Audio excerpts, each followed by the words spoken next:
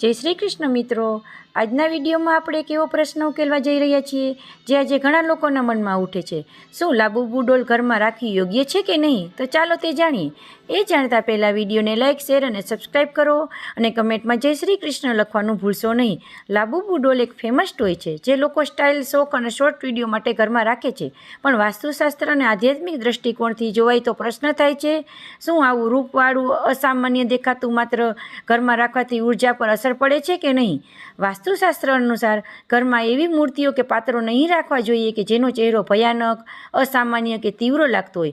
લાબુબુના દાંત બહાર આવે છે, આંખો મોટી છે અને હાસ્ય થોડી અવિરત લાગે છે, જે દ્રષ્ટિએ નકારાત્મક ઉર્જા ખેંચી શકે છે।